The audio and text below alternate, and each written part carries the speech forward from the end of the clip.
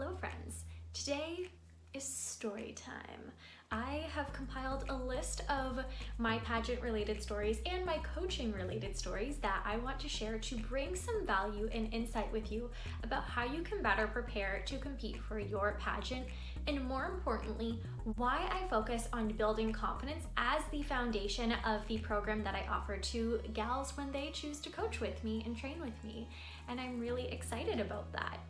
Now, I'm gonna keep everything confidential. I'll just give the girls like random names so that way it's fair to them, but I still think that these stories are so incredibly important for you to realize and understand how maybe the way that you're preparing can be tailored so that you get the best experience possible. And more than that your preparation is more than just about the pageant. It's about you developing yourself in your life. That's something that I feel like we talk about a lot, especially when it comes to preparing for a pageant. We talk about the personal and self-development, but I don't see many girls actually doing that. And that's why we still have a lot of pageant gossip and drama and, kind of cattiness that goes on, is because I think that we could be doing this better. So I want to share a story today about that with you. So today's story is gonna be about building confidence versus just practicing. So let me go into it. So when I started pageant coaching, it was because I had a friend come to me and say, Maria, I want to compete in a pageant. It's going to be a national one. I've never done that before. I don't really know how to go about this. And so through working with her is how I created my pageant program. And at the time, I didn't realize that I was really building it off the principles of personal development and self-confidence. But through certain stories, I realized, oh my gosh, this is so powerful. This is like revolutionary.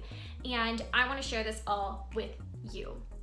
So for those of you who worked with me before, you know that in order to track kind of your progress in certain ways, I use scales. I use 0 to 10 scales to kind of assess where you think that your confidence is at in certain areas.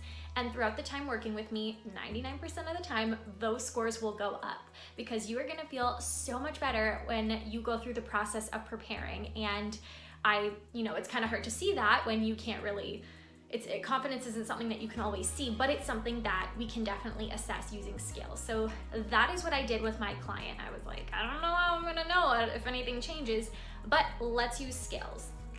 So we did this right at the beginning, and like I mentioned, it was her first time competing nationally. She wasn't feeling great in all the areas. So I wanna say that for each area of competition, she was at about like a 6 or a 7 out of 10 with her confidence. And I thought, great, because you know what, by the time that the pageant comes, these numbers are gonna go up, because not only do you have an awesome coach on your side, but through the process of preparing and getting things together, you're just gonna naturally feel a little bit better about competing.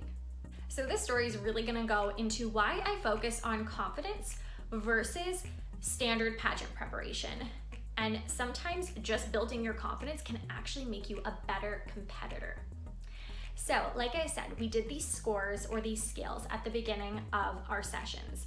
And throughout the first couple months working together, she didn't have her outfits. She didn't have her outfits, and we weren't really practicing walks that much. We kind of had time to do that, but the focus was really mindset, platform, interview, because that was going to be a big portion of her score. And I also felt like that was her biggest weak point. So that's where we decided to spend most of the work together. So yeah, she was still practicing walks on her own, but she did not have any of the outfits. We did not really practice walks together for at least I think it was actually like 3 months. So come the 3-month mark, I think she had about 5 months to her pageant, so 2 months left. I reassessed her confidence scores. I said, okay, we got about 2 months left. How confident are you feeling in each of the areas of competition? And what I realized, because I don't show you your score so that way you don't know what they are, but her score for interview and for her platform, her confidence went up in those, of course, because that's where we spent a lot of time developing, but also her confidence in her walks for her gown, and I think it was for like a fashion wear segment, also went up. So, I think it was like an 8 or a 9 out of 10 for both of them. Now keep in mind, we were not practicing these things, and this client did not have her outfits. We did no preparation in gown or fashion wear, yet she felt better and more prepared and more confident competing in those areas because she started with the internal work. She started doing the internal work, knowing why she wanted to compete and why she wanted to win.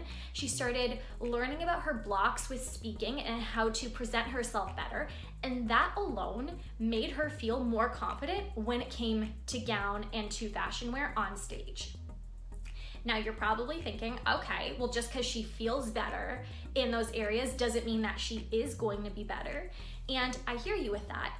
But it is so much easier to coach someone who feels more confident in themselves on stage than it is for someone who doesn't feel beautiful, who doesn't feel confident when they're on stage. You just see it in their body language and in their face. So trust me, it is so much easier for somebody to learn, the poses and the walks and the smiles and things like that when they already feel good about that area of competition. Not only that, when it came time to shopping for gown and practicing for gown, fashion wear, getting the jewelry, that process was so much more fun and so much more smooth because she had a clear idea of what she wanted to present because again, we did that work beforehand.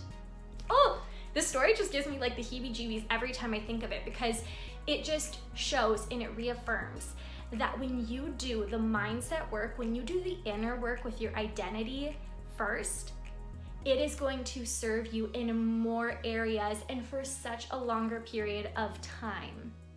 It's gonna help not only with your interview, it's also gonna help on stage, even if you don't just practice your walks. Now, I'm not saying that it's not valuable to practice every day, get your heels on, practice interview questions, but that's a very surface level way of preparing. And if you only prepare at a surface level way, you might be able to win. But once you're up against a competitor who's done the deep inner work and who knows within her soul what her identity and what her purpose is, and when she shows up that way, you're not gonna have that same pull and that same natural attraction to the judges. And it's gonna show. And here's the thing, the judges might not even really be able to articulate that. They might not be able to say that was the reason why you didn't win, but it's just gonna come across in your energy and your aura. So that's why if you've been noticing that your scores or your feedback are a little bit inconsistent with how you're presenting yourself, because maybe your presentation is pretty good, but it's probably that inner deep work that needs to be done in order for you to really show up as the queen, as the title holder.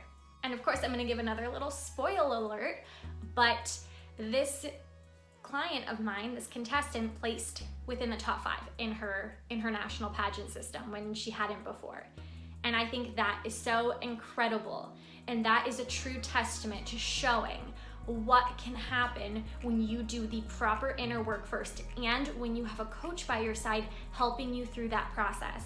Because sometimes it's hard to identify that ourselves. Sometimes when we're in our own head, we don't see these things, these ways of developing. And trust me, I do that too. That's why I've hired coaches now to help me through that process. And I will say, like this client, she was competing against other national title holders, girls who'd been in pageants for years and who had great success and who had like designer outfits. And it was not about all of that. It was because she did the work first. She built up her confidence, and I can promise you it's lessons that she will still have and carry with her today.